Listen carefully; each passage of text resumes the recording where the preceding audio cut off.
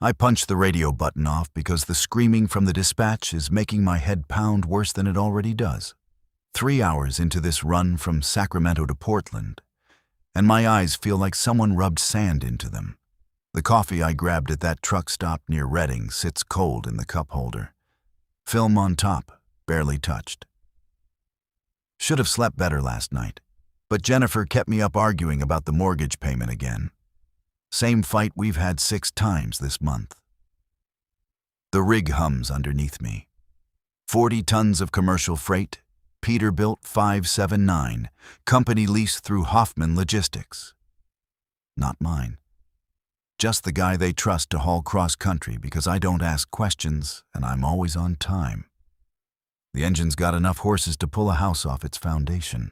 Near reinforced front grille from that deer strike last year that the company never bothered removing. Thing looks mean now. Chrome and steel bars across the bumper like something out of a Road Warrior flick. I-5 North stretches empty ahead. Not unusual for this time. 4:47 a.m. according to the dash clock. Dark still. Won't be light for another hour. Pine trees on both sides, dense, that kind of black that feels solid. My headlights carve a tunnel through it. The radio crackles back to life on its own. I didn't touch it. Reports coming in from Los Angeles, San Diego, multiple casualties. Authorities are asking residents to... I twist the knob. Silence. My hands shaking a little. Too much coffee, maybe. Or not enough sleep. 5 miles later, it crackles again. Not a drill. This is not a... Aggressive behavior. Biting. Muzz attacks. Stay in your homes. Jesus Christ. I snap it off hard this time. Thing's been glitching all week. Told dispatch the electrical system needed looking at, but they said finish the route first. Bring it in Monday. It's Thursday. Or Friday now, technically. My phone buzzes in the center console. Jennifer. I let it go to voicemail. Not in the mood for another round about money or my hours or how I'm never home. She's right, but hearing it at 5 in the morning while I'm driving through nowhere doesn't fix anything. The phone buzzes again immediately. Then again. 3 calls in 30 seconds.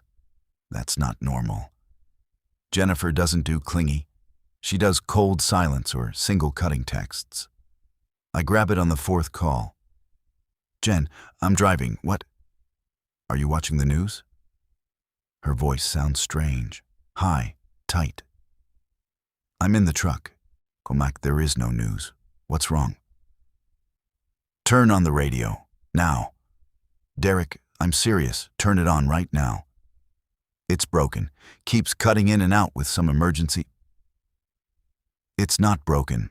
It's everywhere. Every station. Derek, something's happening. Something really bad. People are attacking each other. In the streets. They're showing it live on TV and it's... Oh my God, there's so much blood. The phone connection crackles. I pull it away from my ear. Look at the screen. 2 bars. Service up here is always shit. Jen, you're breaking up. What are you... Doors and windows locked. I'm watching it on 3 channels.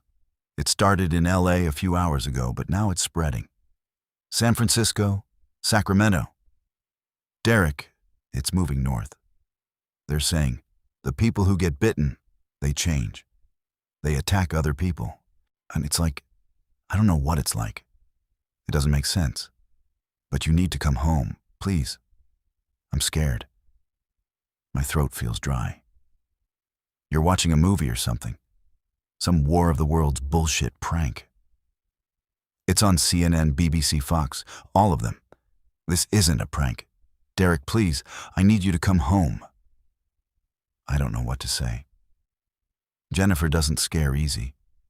When her brother got in that car accident and they said he might not walk again, she was the one holding everyone together. Organized everything. Didn't cry once that I saw. Okay, listen to me. Lock everything.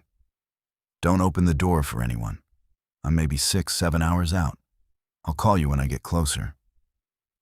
6 hours? Her voice cracks. Derek, you need to hurry.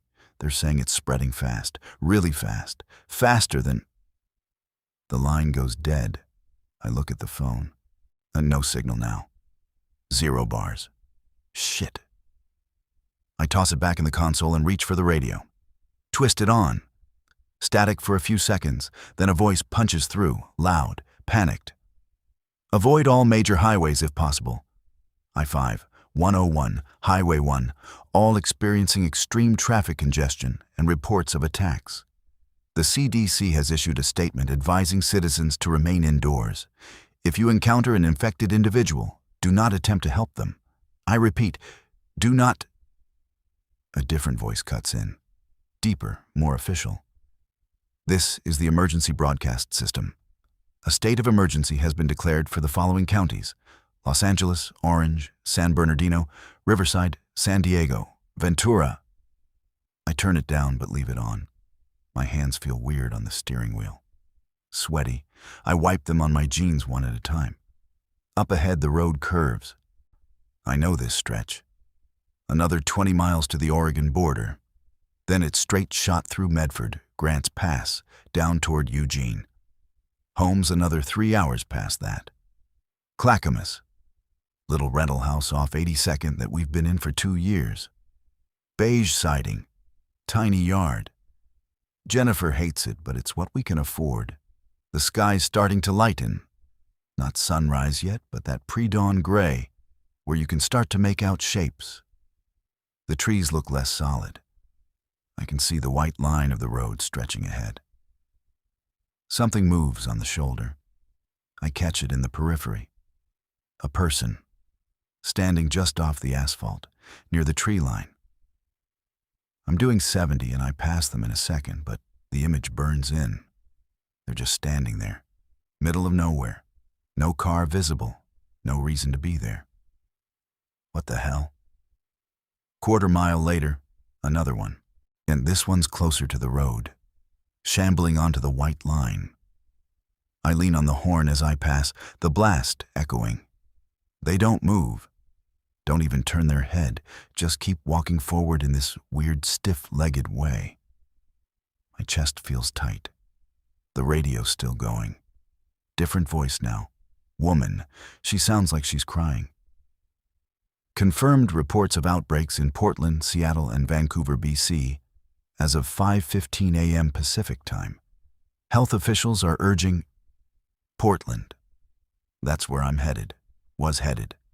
The load in the back is auto parts, transmissions, fan belts, bulk order for some warehouse off McLaughlin. Doesn't matter now. None of it matters if Jennifer's watching people eat each other on TV. I grab my phone. Still no signal. I try calling anyway. Nothing. Not even a ring. The truck crests a hill, and the road opens up into a long, straight section. I can see maybe 2 miles ahead in the growing light. There are shapes on the highway. Lots of them. Some moving, some not. Dark spots on the pavement that might be shadows or might be something else. I ease off the gas. 60, 50. The shapes get clearer. People. Dozens of them. Spread across both lanes. Some standing, some on the ground. And cars. 3 or 4 cars stopped at angles. Doors open. Headlights still on. No, come on. I'm 100 yards out when I see the first one clearly. Woman in a nightgown, middle of the road, swaying. Her face is wrong. Even from this distance I can tell. Something dark all down the front of the white fabric. She turns toward my headlights. 50 yards. I can see her mouth hanging open. Only something hanging from her jaw. I jam the gas pedal down. The Peterbilt surges. 18 gears, and I'm already in 10th, so the acceleration is limited. But this thing weighs 40 tons loaded. Physics takes over. 25 yards, and she's still just standing there. 10 yards, and I can see her eyes are clouded over white. The impact sounds like a wet thump. Barely feel it. A bump, like hitting a pothole. The rig doesn't even shudder. I check the mirror. She's down, not moving. Dark smear on the asphalt behind me. 3 more ahead. 2 men and another woman. They're moving toward the truck now, arms out. That same stiff walk. I swerve into the left lane to avoid them, but one of them steps right into my path. Another thump. Gone. A car's blocking most of the right lane ahead. Honda Civic. Driver door open. Someone sitting in the driver's seat, slumped over the wheel. I lay on the horn. 5 seconds. 10. They don't move. I check the left lane. Clear enough. I swing around the Civic, and as I pass, I see the person's head is tilted back and their throat is gone. Just gone. Red cavity where it should be. My stomach flips. Coffee and bile surge up. I swallow it back down, eyes watering. More of them ahead. I count 8. 10. They're starting to cluster around another stopped car. A van. Someone screaming. I can hear it even over the engine. High-pitched, desperate. I should stop, help. That's the normal human thing. But Jennifer's voice is in my head. Come home. I'm scared. I keep the gas down. Aim for the gap between the clusters. 2 of them lunge at the truck as I pass. One hits the driver's side door hard enough that I hear it. Metal on flesh. The other disappears under the front bumper. Another thump. The steering wheel kicks in my hands, but the rig keeps going. The screaming from the van fades behind me. I'm shaking now. Hands trembling so bad the steering wheel vibrates. I'm doing 80, 90. The engine roars. Oregon border sign flashes past. Welcome to Oregon. Another time I might have cared. The radio won't shut up. Martial law declared in 7 states. Military deploying to urban centers. If you are bitten, seek medical attention immediately. Symptoms include fever, aggression, loss of cognitive function. I snap it off. Can't listen anymore. My brain feels like it's buzzing.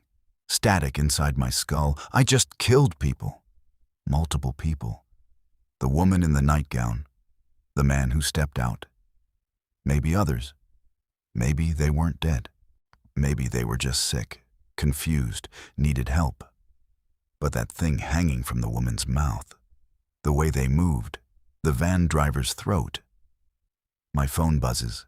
I nearly drop it grabbing for it. Jennifer. Derek? Her voice is small, barely recognizable. I'm here. I'm coming. I'm in Oregon, maybe 6 hours out. It's here. Oh God, Derek, it's here. I'm watching from the window. There's people in the street. The Hendersons from next door, they were running toward their car, and something grabbed Mr. Henderson, pulled him down. There's 5 or 6 of them now, just in our street. Mrs. Patterson is screaming in her yard. I can hear her through the walls. Get away from the window. Go upstairs. Barricade yourself in the bedroom. I'm so scared. I know. But you need to listen to me. Do exactly what I'm saying.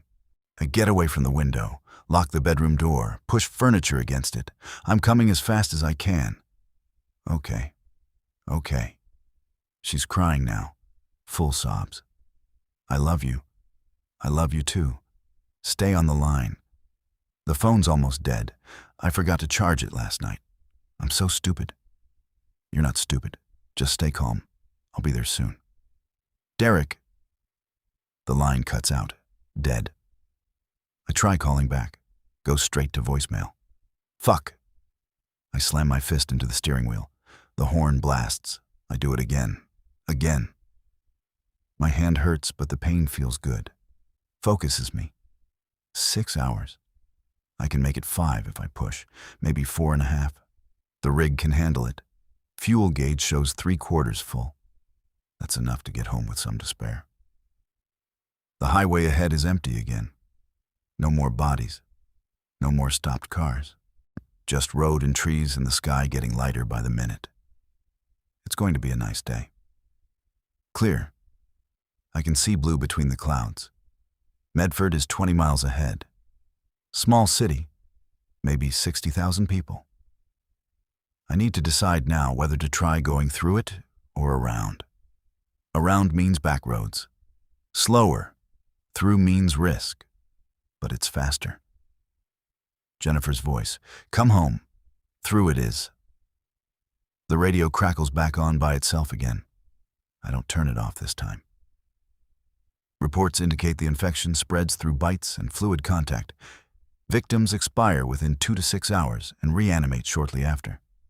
They exhibit extreme aggression and appear drawn to sound and movement. Again, avoid all contact. Reanimate. That's the word they're using. Not sick, not infected. Reanimate. Dead and then not dead. Zombies. The word sounds stupid even thinking it, but that's what they're describing. Fucking zombies. I laugh. Can't help it. Comes out sharp and wrong. Zombies aren't real. They're movies, TV shows, Halloween costumes. Not something you run over on I-5 at dawn on a Friday morning. But the woman in the nightgown, the clouded eyes, the way she didn't react to the horn or the headlights, just stood there. My laugh cuts off, throat too tight. Medford city limits sign.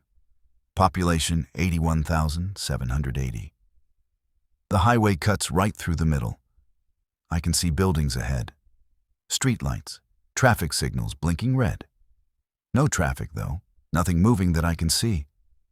I slow to 60, 50. Eyes scanning everywhere.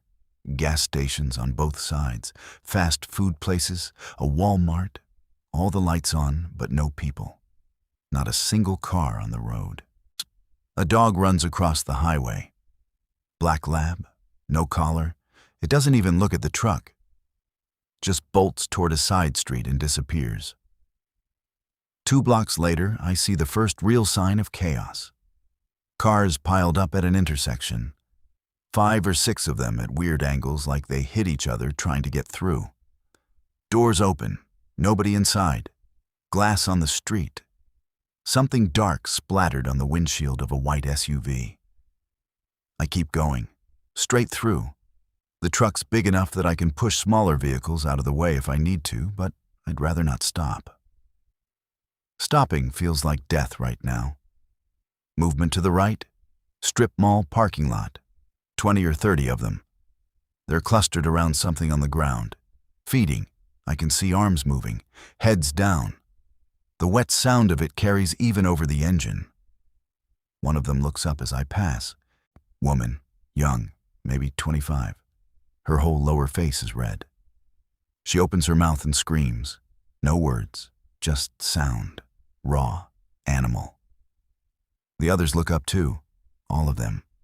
They start moving toward the road, toward the sound of the truck, stumbling, running, some faster than others. I punch the gas. The truck shakes. They're 50 feet away, 40. I'm doing 30 miles an hour through downtown Medford and gaining speed, but they're still coming, pouring out of the parking lot onto the road behind me. I check the passenger mirror. There's maybe 40 of them now. All running after the truck. I hit 4th gear, 40 miles an hour, 50. The crowd falls back. They can't keep up. But they're still running, still following the sound. The highway opens up again. Out of downtown, trees return. I floor it. 60, 70, 80. Check the mirrors. Nothing behind me now. Just empty road. My heart's hammering so hard I can feel it in my skull. Pounding rhythm. I try to breathe slow. Deep. In through the nose. Out through the mouth. The therapist Jennifer made me see last year taught me that. For the anxiety, the anger issues. Didn't help much then. Not sure it's helping now. Grants Pass is next. 30 miles. Smaller than Medford. Maybe I'll get lucky. Maybe it won't be as bad. The radio. Confirmed that conventional methods of neutralization are ineffective. Infected individuals do not respond to pain and will continue attacking until catastrophic damage to the brain or complete destruction of the body. Law enforcement and military personnel are authorized to use lethal force. Catastrophic damage to the brain. They're saying shoot them in the head. Has to be the head. This is insane. This is absolutely fucking insane. I grab my phone. Still no signal. Try calling Jennifer anyway. Nothing. Check the time. 6:23 a.m. Been on the road 4 hours. 3.5 to Clackamas if I'm lucky. 3 if I push. The fuel gauge is dropping faster than it should. I'm running the engine hot. Burning through diesel. Math in my head. 3/4 tank, maybe 250 miles left. Home is 190 miles north. Cutting it close but doable. Something smoking on the side of the road ahead. A car. SUV, Ford Explorer. Flipped on its side. Driver's side facing up.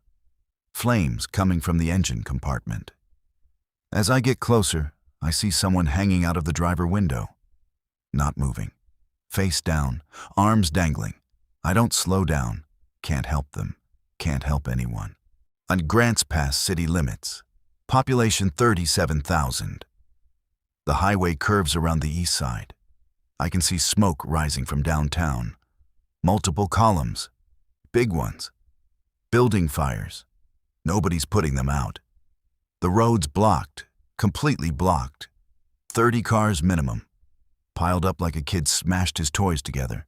Some on fire, some flipped. Bodies everywhere. On the cars, under them, in the road. And standing between them, walking around, dozens, maybe 100. I brake hard.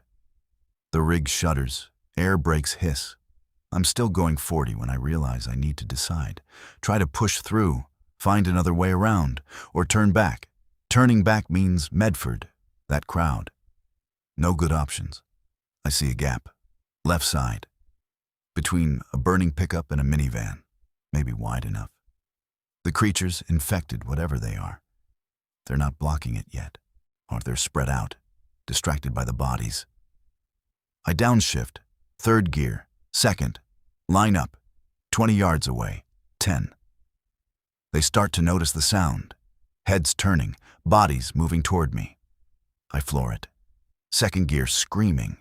The truck surges forward, 5 yards. The gap is there. I can make it. 3 yards, 2. Something steps out from behind the minivan. Man. Big. 6'5" maybe. Wearing construction gear, orange vest, hard hat still on. His face is gone, ripped off, just skull and teeth. I jerk the wheel right. The truck responds slow. Too heavy. The front bumper clips him. He spins, goes under. I feel it. The tires run over something that used to be a person. The steering wheel bucks. I'm through the gap. Clear road ahead for about 50 feet. Then more bodies, more cars. But these ones aren't moving. I weave between them. The truck's huge, doesn't fit easy. Side mirror clips a sedan. Glass and plastic explode. Keep going. Behind me, they're following. I can see them in the driver mirror, pouring through the gap, running, screaming, that same wordless animal sound. I shift up. 3rd gear, 4th, 60 miles an hour. Downtown Grants Pass to my right, completely gone. Every building's either on fire or has broken windows. Bodies in the streets, cars overturned. I see someone on a roof, alive, waving, screaming for help. I don't stop, can't stop. Jennifer, home, 3 hours. The infected fall behind, can't keep up. The highway straightens out, trees close in, dense forest. The smoke fades. I'm out of Grants Pass. My hands won't stop shaking. I look down at them. White knuckles. Fingers locked on the wheel. I try to relax. Can't. My whole body is rigid. Locked up. Neck hurts, shoulders, lower back. The phone buzzes. I grab it so fast I nearly throw it. Jennifer? Derek. Her voice is a whisper. I'm in the bedroom. I push the dresser against the door like you said, but I can hear them downstairs. They broke the front window. I heard glass. They're inside. How many? I don't know. 3, 4. I can hear them moving around, knocking things over. One of them is at the bottom of the stairs. I can hear it breathing. It sounds wrong. Wet. Stay quiet. Don't make any sound. I'm 2.5 hours away, maybe less. I can't. Derek, I can't do this for 2.5 hours. What if they figure out I'm up here? They won't. They're not smart. From what I'm seeing, they just react to sound and movement. If you stay quiet, then they won't know you're there. What if you're wrong? I don't have an answer. The silence stretches. Derek? Her voice cracks. I need you to promise me something. Don't talk like that. Promise me if I don't make it. You're going to make it. If I don't, you keep going. You survive. You find somewhere safe. You don't give up. Jennifer, promise me. My eyes are burning. The road ahead blurs. I blink hard. I promise. I love you. I love you too. Stay on the line as long as you can. Okay. I can hear her breathing. Quick, shallow, scared. And behind it, faint, something else. Movement, creaking floorboards, a crash, glass breaking. Derek, I'm here. If something happens, nothing's going to happen. The bedroom door is shaking. Something's trying to get in. The dresser will hold. Another crash through the phone. Closer. Then Jennifer screams. Jen! Jennifer! The line goes dead. I'm still screaming her name. Screaming into the dead phone. Nothing. No signal. Call won't go through. I try again. Again. Voicemail. I throw the phone. It bounces off the passenger door. Clatters to the floor. My foot's on the floor. Gas pedal maxed. The engine's roaring. 95 miles an hour. The rig's shaking. Not built for this speed. Don't care. Have to get there. Have to get home. Eugene city limits. 50 miles from Clackamas. The highway's raised here, elevated over the city. I can see everything. Downtown is chaos. Fires everywhere. The entire grid visible from up here, and at least a third of it is burning. Smoke columns everywhere. No sirens. No helicopters. And nobody responding. The highway curves. Bank of cars ahead. Not as bad as Grant's Pass, but bad enough. 20 vehicles. Some stopped neat, some crashed. Bodies on the ground. Figures moving between them.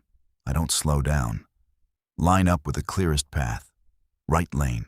Shoulder. 70 miles an hour when I hit the first one. A station wagon. Dead in the road. The truck's front bumper takes it in the rear quarter panel. Metal shrieks. The wagon spins. Slams into a pickup. I'm past it. Keep going. 2 of them step into the road. I don't swerve. Can't at this speed. The truck plows through. Bodies disappear under the front. Thump, thump. Steering wheel kicks. I hold it straight. Clear road. Quarter mile. Half mile. Eugene fading behind. The smoke follows. I can smell it even with the windows up. Burning plastic. Rubber. Something worse underneath. Meat, fuel gauge, half tank, 90 miles to home, 95 to be safe. It's going to be close. The phone's face down on the floor. I lean over, grab it, nearly lose control of the truck, jerk back upright, check the screen, cracked, still works, no signal. Another city ahead, Springfield, smaller. The highway bypasses most of it. But I can see smoke there too. See movement on the streets. This thing is everywhere. Every town, every city. How did it spread this fast? The radio's been quiet. Just static. I turn the dial. Nothing. More static. Then a voice punches through. Different station. Man talking fast. Panicked. Anyone listening? If anyone's listening, I'm broadcasting from KLCC Eugene. I don't know if anyone's left. I don't know if anyone can hear this. But if you can, you need to know. The cities are gone. All of them. Portland, Seattle, San Francisco, Los Angeles. All gone. The infection spread too fast. Nobody was ready. The government tried to contain it, but... His voice breaks. They're in the building. I can hear them. I'm on the 3rd floor. I locked the studio door, but they're... Oh God, they're breaking through. If anyone's out there, head east. Away from the coast, the mountains. Maybe there's fewer people there, fewer infected. I don't... Screaming. Crashes. The sound of something heavy hitting a door. The man shouts, incoherent, terrified. Then wet sounds. Gurgling. Silence. Static returns. I turn the radio off. My hand's shaking so bad I missed the knob twice. East. Mountains. He said go east. I'm going north. Have to go north. Jennifer. But if they got in... No. Not thinking like that. She's fine. She barricaded the door. They can't get through. I'll get there. Kill whatever's in the house. Get her out. We'll leave. Go east like the radio said. Find somewhere safe. We'll be okay. The sky's fully light now. Clear blue. Beautiful day. Birds probably singing in the trees. Deer in the forest. Everything normal except humans are eating each other on every street in every city, and the world is ending. I laugh again. Sounds more broken this time. Salem ahead. Bigger than Eugene. State capital. This is going to be bad. The highway goes right through the middle. No bypass. Have to go through or backtrack 50 miles to find another route. Can't backtrack. No time. Traffic starts thickening. Abandoned cars, getting denser. I slow to 70, 60, weaving between vehicles. Some still running. Drivers just left them. Walked away or ran or got pulled out. Driver door open on a Camry. Keys still in it. Engine still going. Nobody inside. The freeway splits. I-5 north or Highway 22 east. I stay north. Can't go east. Not yet. Not without Jennifer. Downtown Salem. High rises. State Capitol building visible on the left. Gold pioneer statue on top. Everything looks intact from here. No fires. But the streets are packed. Not with cars. With them, hundreds, maybe thousands. All moving in this slow, chaotic swarm. No direction, just wandering, searching. The highway's elevated through here, 20 feet up. I can see down into the streets, see them feeding on bodies, see them attacking each other, see living people running, getting caught, pulled down, disappearing under piles of infected. One of them looks up at the highway. Right at me, you young woman, blonde. Half her scalp is gone, white bone showing. She opens her mouth, screams, points at the truck. Others look up. 10, 20, 50. They start moving toward the highway, toward the on-ramps, coming up. I floor it. 75, 80. Cars ahead. I swerve into the shoulder, clip a Honda. Sparks fly. Keep going. More cars. Blocking both lanes. I aim for the biggest gap, a sedan on the left, SUV on the right. Maybe 3 feet between them. The truck doesn't fit. Not quite. The mirrors are wider than 3 feet. The passenger mirror hits the SUV. Explodes. Glass and plastic everywhere. The truck shudders but keeps going. Through. Clear. Behind me, they're pouring onto the highway, up the on-ramps, dozens, running. Some crawling, all coming for the sound of the engine. I check the driver mirror. Not they're falling behind, but more keep coming. Flowing up the ramps, filling the highway, a wall of bodies. Mile later, they're gone. Can't see them anymore. Just empty road. The mirror's missing, but who cares? Don't need to see behind. Only forward, only home. Fuel gauge, 1/3 of a tank. 60 miles to Clackamas. Should be enough. Barely. If I don't hit traffic. If I don't have to detour. If nothing else goes wrong. The phone rings.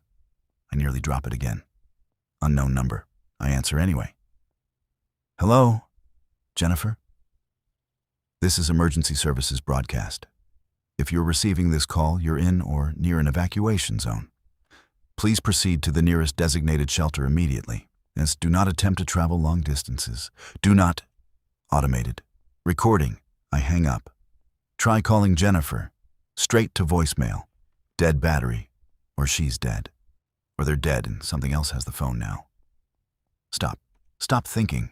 Woodburn, Aurora, Canby, small towns, flying past, all smoke and chaos. Bodies on the roads, cars everywhere. I swerve around them. Don't slow down. Can't slow down. Wilsonville, 20 miles from Clackamas. The traffic gets worse. Not just abandoned cars anymore. Recent wrecks, fresh, some still smoking. I pass a minivan on its roof. Someone's trapped inside, hanging upside down by the seatbelt, screaming, reaching toward me as I pass. Can't stop. Can't help. Jennifer. Home. Closed now. So close. The highway climbs. Long bridge over the Willamette River. I can see Portland ahead. The skyline. Smoke everywhere. Huge columns. The whole city is burning. Downtown looks like a war zone. High-rises with windows blown out. Fires on multiple floors. And the steel bridge is collapsed. Cars and bodies in the river.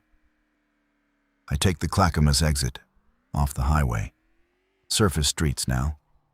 Slower, more dangerous, but faster than trying to navigate through Portland.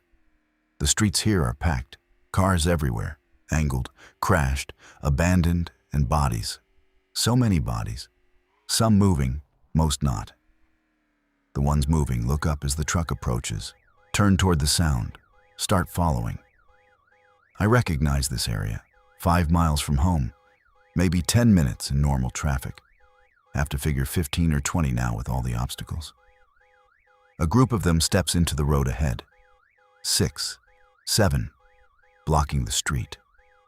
I don't brake, don't swerve, just keep the gas down. They scatter at the last second. 2 don't move fast enough. The truck hits them, bounces, keeps going. Turn left, my usual route. Past the 7-Eleven where I get coffee sometimes. Windows smashed. Inside is dark. Something's moving in there. Multiple somethings. I don't look close. 3 miles. My street is 3 miles from here. Straight shot if the road's clear. If nothing's blocking it. If I can get through.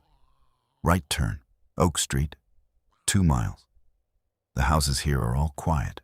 Shut up. Curtains drawn. Some have cars in the driveways, others don't. No movement, no one outside. Everyone's hiding or dead or turned. A dog runs out. German Shepherd, barking, chasing the truck. It keeps pace for half a block, then falls behind, still barking. I check the mirror. 3 of the infected come around the corner. Following the sound of the dog sees them, stops barking, runs the other way. Smart dog. 1 mile. I know these streets. Been driving them for 2 years. The grocery store on the left where Jennifer shops. Parking lot full of cars, no people. The school where we'd sometimes see kids playing, empty. Swings moving in the wind. Nobody pushing them. My street. Right turn, Maple Drive, 1/4 mile. I can see it. Brown house on the left. Gray house on the right. Ours is 4th on the left. Beige with white trim. Jennifer's car should be in the driveway. Silver Honda Accord. I can't see it yet. Trees in the way. I'm shaking again. Worse than before. Whole body trembling. This is it. She's either alive or she's not. I'm either in time or I'm not. The house comes into view. Jennifer's car is there. Driveway. Parked normal. Front window is smashed, just like she said. Glass all over the porch. Front door is open. I pull the truck up to the curb. Block the whole street. Engine still running. Put it in park. Emergency brake. Hands on the wheel. Can't make myself move. Can't make myself get out and go inside and see. Something moves in the yard next door. Henderson Place. Mr. Henderson. or what used to be Mr. Henderson. His whole left arm is gone, torn off. He's wandering in circles in his front yard, bumping into the fence, turning around, bumping again. His face is slack, eyes white, mouth hanging open. I look back at my house. Nothing moving that I can see. Maybe they left. Maybe they're gone. Maybe Jennifer's still alive upstairs hiding and I can get her out. Or maybe she's one of them now. Maybe she'll come stumbling down the stairs with dead eyes and I'll have to... No. Not thinking it. Not until I know. I reach under the driver's seat. Feel around. My hand closes on the tire iron I keep there. 2 feet of solid steel. Not much, but better than nothing. I grab it, open the driver door, slide down. Feet hit pavement. The street is quiet. Too quiet. No birds, no distant traffic. No sounds except the diesel engine behind me and the wind in the trees, and somewhere far off, someone screaming. Short. Cut off. Mr. Henderson stops bumping the fence, turns toward me, opens his mouth. That wet breathing sound Jennifer described. He takes a step forward, then another. Building speed. I grip the tire iron. Wait. He's slow, uncoordinated. 15 feet away. 10. 5. He reaches for me, arms out, fingers grasping. I swing. The tire iron catches him in the temple. The impact jars my arms. He goes down, doesn't get up. Dark fluid pools under his head. Not blood, something thicker. I step over him, move toward my house, the broken window, the open door, the darkness inside. My phone vibrates in my pocket. I grab it. Screen so cracked I can barely read it, but there's a message. Text. Jennifer. Bedroom. Alive. Hurry. She's alive. She's alive. I run. Up the porch steps. Through the front door. Glass crunches under my boots. The living room is wrecked. Couch flipped. TV smashed. Picture frames on the floor. And blood. On the walls. The carpet. The stairs. Something's moving in the kitchen. I can hear it. Shuffling. Breathing wet. I move slow. Tire iron ready. Peer around the corner. Mrs. Patterson from down the street, wearing a bathrobe. Her throat is torn open.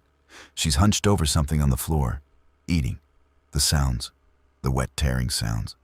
I can see white, bone, ribs. I back away quiet. She doesn't notice. Too focused on feeding. I turn toward the stairs, then step over a pool of blood. The stairs creak under my weight. Can't help it. Old house. Everything creaks. The thing in the kitchen stops eating.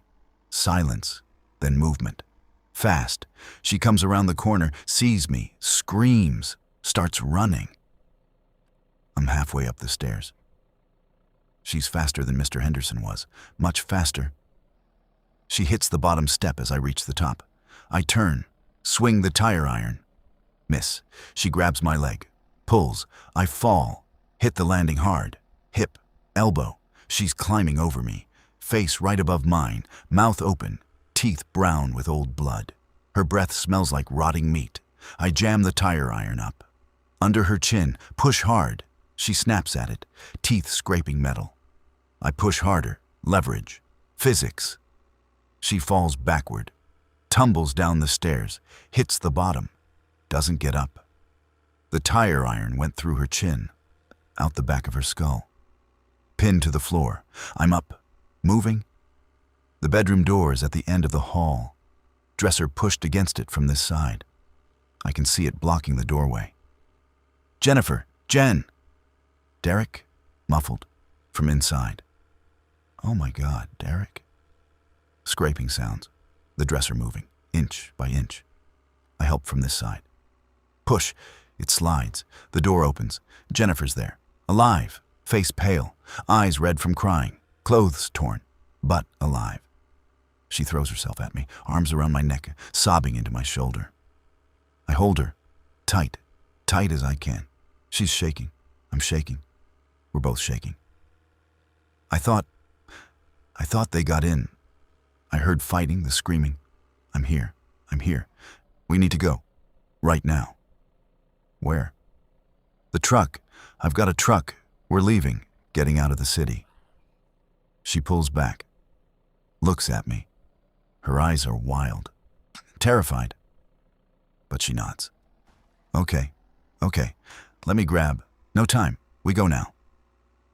My phone charger. Just let me grab my phone charger. Jennifer.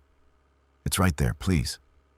She darts past me, into the bedroom, grabs something off the nightstand, charger, and her purse. Small black purse she takes everywhere. She comes back, looks at me. Okay, I'm ready. We move to the stairs. I go first. Tire iron ready. Mrs. Patterson is still at the bottom, not moving. The iron sticking out of her head. I grab it, pull. It doesn't come out easy. Have to brace my foot on her shoulder, yank hard. It comes free with a wet sucking sound. Jennifer gags, looks away. Stay close. Don't look at anything. Just focus on my back. We move through the living room, past the blood, through the front door. The street is still empty except for the truck. Engine still running. Beautiful sound. Movement to the right. 3 of them. Coming around the corner. They see us. Start running. Screaming. More of that animal sound. Go. Get in the truck. Jennifer runs. I'm right behind her. She reaches the passenger door. It's locked. She pulls the handle. Nothing. It's locked. Derek, it's locked. The infected are 50 feet away. 40. I run around to the driver's side. Unlock it from inside, reach over, pop the passenger door. Jennifer climbs in. I'm right after her. Slam the door, lock it. They hit the truck, 3 of them, pounding on the windows, on the hood. Faces pressed against the glass, teeth gnashing, blood and spit smearing. One of them is young, teenager, still wearing his high school jacket. His eyes are completely white. I grab the shifter, release the air brake. The truck lurches forward. The infected fall off. One goes under the front tire. I feel the bump. Jennifer screams, covers her mouth. I keep going, more of them ahead. Coming out of houses, out of yards, following the sound. I swerve around them. Clip one with the side mirror. He spins. I accelerate. Turn right. Away from our street, away from our house, gone forever now. Everything we had. Photos, clothes, furniture, Jennifer's books, my tools, our life. All of it gone. She's crying, quiet, hands over her face. Where are we going? Her voice is small, broken. East. The radio said east, mountains, away from the cities. East where? I don't know. Away, just away. The fuel gauge catches my eye. Quarter tank, maybe 80 miles. Not enough to get anywhere safe. We need fuel. We need to find gas. Jennifer looks at the gauge. On her face goes paler. Where? Gas station. There has to be one still standing. They'll be overrun. Maybe, but we don't have a choice. I know a place. Truck stop off Highway 26. 5 miles east of here. Big place. Diesel pumps. Might still be intact. Might have fuel. Might be swarming with infected. No way to know until we get there. The streets are chaos. Cars everywhere. Bodies everywhere. And them. Clusters of 5 or 10. Wandering, feeding, fighting each other sometimes. I see 2 of them locked together. Biting each other. Tearing flesh. Neither one trying to get away. Just attacking until both collapse. We pass a school. Elementary. The playground's covered in small bodies. Kids. Can't be more than 7 or 8 years old. Some moving, most not. A teacher, has to be a teacher, is on the ground. 4 kids on top of her, all of them feeding. She's still alive, still screaming. Jennifer sees it, makes a sound. Small, hurt. She looks away, out the passenger window. But that side's no better. More bodies, more death. She closes her eyes, keeps them closed. Highway 26 on-ramp. I take it. The ramp's blocked. 2 semis jackknifed, blocking the whole ramp. Have to backtrack, find another way on. The side streets are worse, narrower, more obstacles. I'm navigating by memory. Left on Powell, right on 82nd. Through the intersection where we had that fender bender last year. Past the Home Depot where I bought supplies for the bathroom reno we never finished. Everything familiar, everything destroyed, infected everywhere. Following the truck, streaming out of buildings, out of alleys. The sound of the diesel draws them like flies. I can't outrun them on these narrow streets. They get too close. Slam into the sides. Some try to climb up. Fingers scraping at the door handles, at the running boards. One gets on the hood, young man. Business suit. Tie still on. His face is gone. Just raw meat. He crawls toward the windshield, hammering on the glass with his fists. The glass cracks. Spider web pattern spreading. I swerve hard right. He slides off. Gone. The crack remains. Highway 26. Finally. Another on-ramp. This one's clear. I take it. Accelerate. 40, 50, 60. The infected fall behind. Can't keep up. We're on the highway. Heading east, rising elevation, toward the mountains, away from Portland, away from the smoke and the screaming and the death. The fuel gauge is below a quarter. Red zone, maybe 60 miles. 50 to be safe. Jennifer opens her eyes, looks around. Where are we? Highway 26, heading toward Mount Hood. How far can we go? Not far enough. We need fuel. There's a truck stop about 10 miles ahead. What if it's overrun? Then we figure something else out. She's quiet for a minute. Then, I heard you on the phone before they broke the door. You were crying. I thought I lost you. You almost did. They almost got through. The dresser was moving. I could see the door opening. Another minute and they would have been in. But they didn't. You're here. We're together. She reaches over, takes my hand, squeezes. Her hand is freezing, shaking. What are we going to do? Where are we going to go? I don't know. Somewhere small, remote. Mountains, maybe. Somewhere with fewer people. Fewer people means fewer infected. That's the idea. What about food? Supplies? We'll figure it out. Find stores, houses, take what we need. You mean loot? It's not looting if society's collapsed. It's survival. She laughs, sharp, bitter. Society's collapsed, Jesus.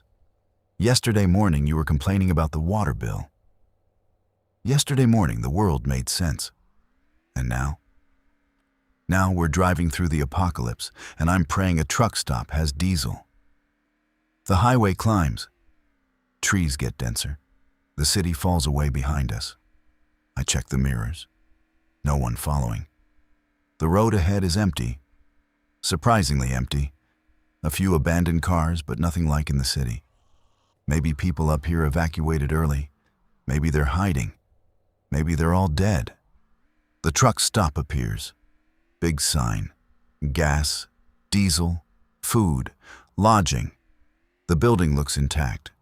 Pumps are standing. A few cars in the lot, but not many. Maybe a dozen. Some running. Drivers just abandoned them mid-fill. I pull in, circle around, look for threats. Nothing moving outside. The store windows are dark. Could be good. Could be bad. Fuel gauge is in the red. Engine might die any minute. Have to risk it. I pull up to the diesel pump. Put it in park, leave the engine running, look at Jennifer. Stay in the truck, lock the doors. If anything happens, you climb over to the driver's seat and you go. Don't wait for me, just go. Derek, promise me. She stares at me, eyes wet, finally nods. I promise. I grab the tire iron, open the door, slide out. The air smells clean up here, Pine trees, mountain air, no smoke, no rot, almost peaceful. The pump is one of the new ones. Screen, credit card reader. I swipe my card. Nothing. Try again. Error, no connection. And the payment system's down. Has to be. Everything's down. I check the pump. There's a manual release, emergency bypass. For situations exactly like this. I flip it. The pump unlocks. I grab the nozzle. Stick it in the truck's tank. Squeeze the handle. Nothing. No fuel. Come on, come on. I check the pump display. It's completely dead. No power. The station must have lost electricity. Can't run the pumps without power. Shit. I look around. There has to be a generator. Or a manual pump. Something. The office, maybe. Keys to override the system. The store entrance is 20 feet away. Glass doors. Dark inside. I can't see past the first few feet. Could be empty. Could be full of them. Movement inside. I freeze. Something's in there. Shuffling. Slow. Could be a person. Could be infected. No way to know. I look back at the truck. Jennifer's watching through the cracked windshield. Face pressed close to the glass. Terrified. I have to go in. Have to get the pumps working. Otherwise, we're stranded here. Sitting ducks. I move toward the door. Slow. Tire iron ready. Push the door open. It swings in. No resistance. A bell dings. Cheerful sound. Ridiculous sound for the end of the world. The inside is dark but not pitch black. Emergency lights are on. Dim green glow. Enough to see by. Aisles of shelves. Snacks. Drinks. Camping supplies. And blood. Lots of blood. Smeared on the floor. On the shelves. A trail leading toward the back. The shuffling sound continues. Back near the bathrooms. I follow the blood trail. Quiet as I can. Boots on tile. Each step echoes. A body slumped against the wall. Man. Store clerk based on the vest. His throat is torn out. Eyes open. Staring at nothing. Not moving. The shuffling is closer now. Behind the counter, I peer over. Another body. Woman. Face down. Pool of blood underneath her. And standing over her is one of them. Man. Older. Maybe 60. Wearing a trucker cap. He's bent over the body. Feeding. Making those wet sounds. I duck back down. Heart hammering. He didn't see me. Too focused on eating. I could leave. Go find another way to get fuel. Or I could end this. One infected. I've got supplies. I've got a weapon. I look around. Behind the counter. Cash register. Cigarettes. And keys. Hanging on a hook. Ring with maybe 20 keys. One of them might control the pumps. I have to go for it. I grip the tire iron. Take a breath. Step around the counter. The infected man looks up. Blood all over his face. His mouth. He sees me. Opens his mouth. And starts to scream. I swing. Hard as I can. The tire iron catches him in the side of the head. He goes down. Keeps moving. Trying to get up. I swing again. And again. The third hit stops him. He's not moving anymore. I'm breathing hard, shaking, blood on the tire iron, blood on my hands. I wipe them on my jeans, grab the keys off the hook, run for the door. Outside, Jennifer's screaming, pointing at something behind me. I turn, 5 of them. Coming from around the building, running, saw me go in, waited, smart. No, not smart, just patient or hungry. I run for the truck. They're faster. Closing the distance, 15 feet, 10. Jennifer's already climbing over to the driver's seat, reaching for the shifter. Wait, wait! I reach the door, grab the handle, locked. Jennifer's panicking, can't figure out the unlock, when the infected are right behind me. 5 feet, I pound on the window. The lock! Hit the lock! She slams her palm on the button. The lock clicks. I yank the door open, throw myself inside. One of them grabs my leg, pulls. I kick. My boot connects with its face. Bones crunch. It lets go. I pull my leg in, slam the door, lock it. They're all over the truck. 5 of them. Pounding, screaming, clawing. The windshield's already cracked. It won't hold forever. Jennifer's crying, huddled against the passenger door. Go, just go. Can't, no fuel. What? The pumps are dead. I got keys, but I need to restart the system. Then restart it. It's inside, in the office. She stares at me, face white. You're going back in? Have to. Derek, no. Please, let's just go. We'll coast as far as we can. Find another station. We won't make it. This is our only chance. One of the infected is on the hood, hammering on the windshield. The crack spreads. Another few hits and it'll give. I look at the keys in my hand. 20 keys minimum. Could be any one of them. Could be none of them. This is insane. This is suicide. But what's the alternative? Coast 15 miles until we run dry? Get stuck on some mountain road with nothing around? At least here there's supplies, there's shelter, there's a chance. Stay in the truck. If that windshield breaks, you climb out the back window. There's a camper shell window. Kick it out. Get on the roof. They can't climb. How do you know? I don't. But it's the best option we have. I grab the tire iron, the keys. Take a breath. I love you. I love you too, and please don't die. I'll do my best.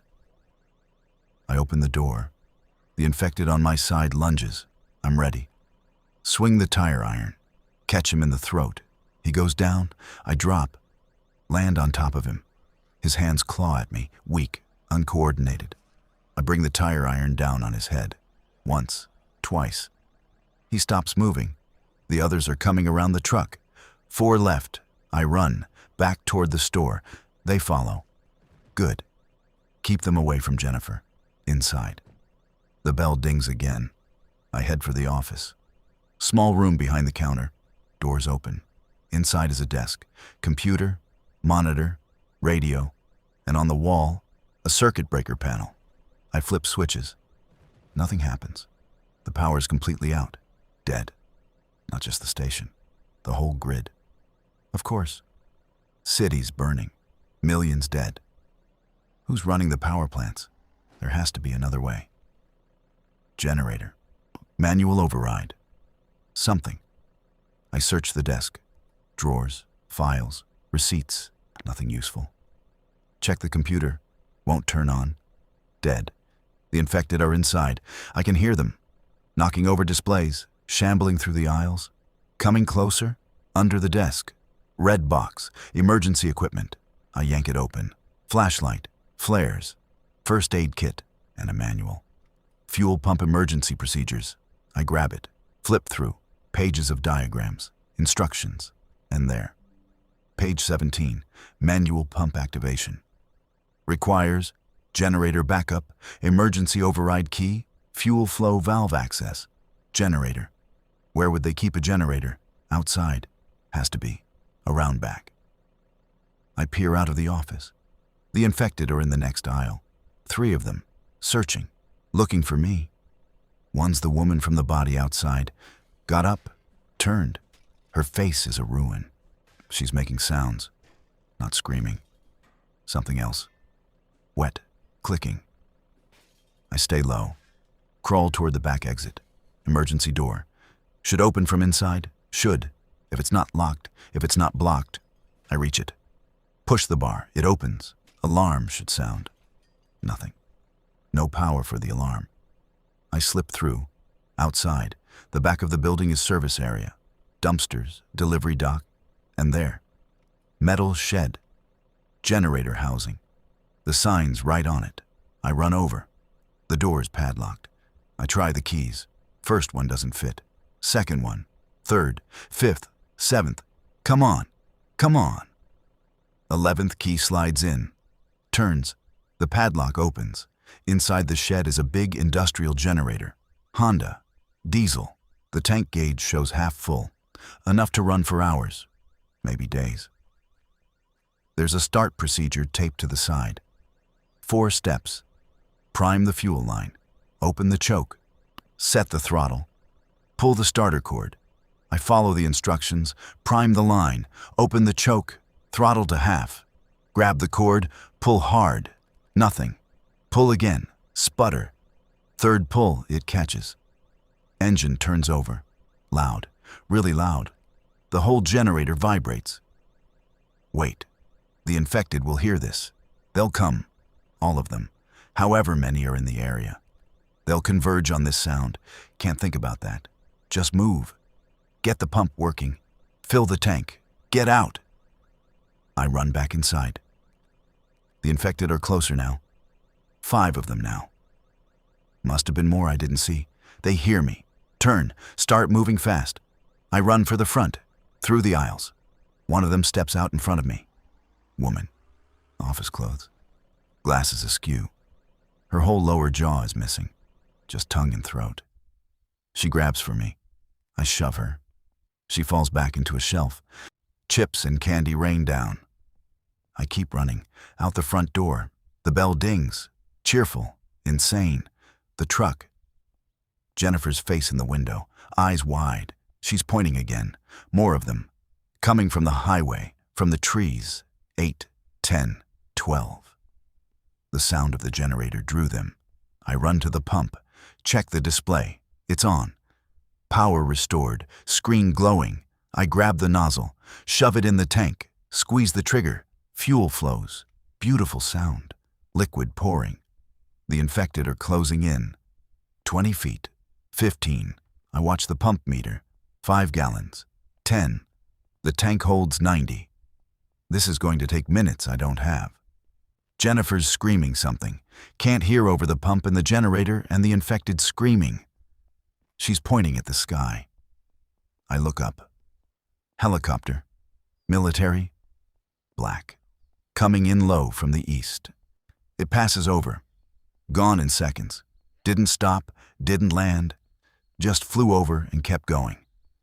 Abandoning us. Everyone. The whole region. 20 gallons. The first infected reaches me. Man, young, 20s. His arm is broken, bones sticking through. Doesn't slow him down. He swings the broken arm at me like a club. I duck, kick his legs out. He goes down. Lands on the broken arm. The bone snaps further. Comes completely out. He doesn't react. Just tries to get up. 30 gallons. Another one coming.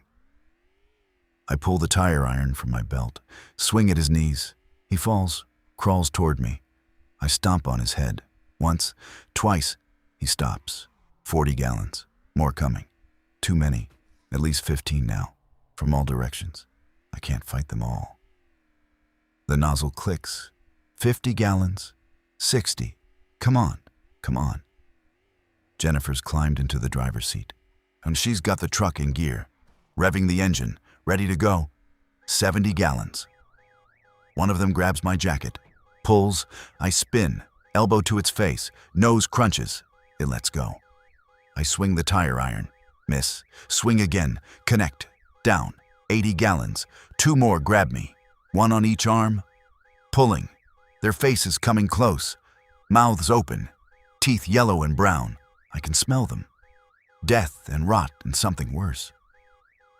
I headbutt the one on the left. He falls back. I stomp on the other one's foot. Bones break under my boot. He doesn't let go, doesn't feel it. I punch him in the throat. Nothing. I punch again. His windpipe collapses. Still nothing. He pulls me toward his mouth. The nozzle clicks. Tank full. I grab it, yank it out. Fuel sprays. I'm soaked. The infected pulling me is soaked. I shove the nozzle in his mouth.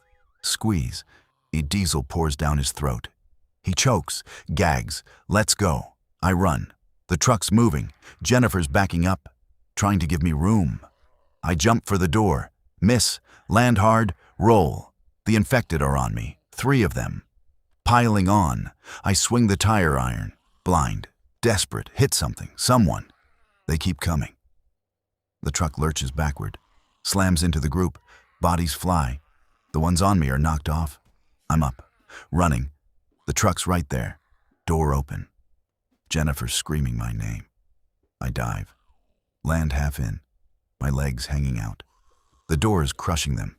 Jennifer's trying to close it, but I'm in the way. Hands grab my boots. Pulling, I kick. My boot comes off in their hands. They stumble back. I pull my leg in, slam the door, lock it. Go now. Jennifer floors it. The truck shoots forward, plows through the group at the pump. Bodies disappear under the wheels. Thump, thump, thump, thump. We're through, on the road, highway ahead. She's crying, sobbing, hands white on the wheel. I got you. You're okay. You did good. So good. She can't talk, just keeps driving. 60 miles an hour, 70. The truck stop disappears behind us. The infected, the generator, the death. I look at my feet. One boot, one sock. The sock has blood on it. Not mine. I check my legs, arms, chest. No bites, no scratches. Clean, somehow clean. The fuel gauge shows full. 90 gallons, maybe 500 miles. Enough to get us far away, deep into the mountains, away from the cities and the death and the screaming. Jennifer finally speaks, voice hoarse. Where now? East. Keep going east. Into the mountains. Government camp, maybe. Or past that. Somewhere higher. Somewhere small. What if it's everywhere? What if there's no safe place? Then we keep driving until we find one, or we make one. She nods, wipes her eyes, focuses on the road. The truck climbs, higher, trees everywhere, dense forest, the highway winds. She takes the curves careful, not too fast. Stay in control. I watch the mirrors. Nothing behind us. The road's empty. We're alone. The radio crackles. I forgot about it. Haven't been listening. I turn it up. Static. Then a voice. Different from before. Woman. Calm. Emergency broadcast on repeat. FEMA has established safe zones in the following locations: Yakima, Spokane, Boise, Salt Lake City. If you can reach these locations safely, emergency services and supplies are available. Avoid all major metropolitan areas. The infection is concentrated in population centers. Please head to rural areas when possible. This message will repeat. Safe zones, real ones. Government backing, military, supplies, medicine. It's a chance, a real chance. I look at the map in the center console. Yakima is north. Washington, maybe 300 miles. Spokane is farther, 450. Boise is east, 600 miles. Salt Lake is south and east, 800. We have enough fuel for 500 miles. 6 if we're lucky. Yakima or Spokane are our best options. Did you hear that? Safe zones. We can make it. Jennifer doesn't respond right away. She's staring at the road. Finally, what if it's a trap? Why would it be a trap? I don't know. What if they're quarantining people, shooting anyone who looks infected? What if it's worse than being out here? It can't be worse than this. You don't know that. She's right. I don't. But what choice do we have? Wander the mountains forever? Hope we stumble on some untouched cabin with years of supplies? That's fantasy. Reality is we need help. We need other people. We need civilization, or what's left of it. We head for Yakima. If it looks bad, we don't go in. We stay outside, scout it, make a decision then. Okay. The highway continues climbing. The elevation sign says 3,500 feet, then 4,000. Trees thin out. The air gets colder. I can see my breath. The heater in the truck is barely working, blowing lukewarm air. Jennifer's shivering. I reach behind the seats, find an emergency blanket, the crinkly silver kind, wrap it around her shoulders. She pulls it tight. Thank you. How are you holding up? I don't know. I can't think. Every time I close my eyes, I see them. Mrs. Patterson, the kids at the school, our house. Everything's gone. Everything we had. We're not gone. We're still here. For how long? Derek, how long can we keep this up? Running, hiding, fighting. Eventually we'll slip up. Eventually one of them will get through. Not if we're careful. You can't be careful forever. Nobody can. She's right again. But I don't say it. Just sit there. Watch the trees, the sky. Looking for threats. Looking for hope. Not sure which I'll find first. Government camp appears. Ski resort town.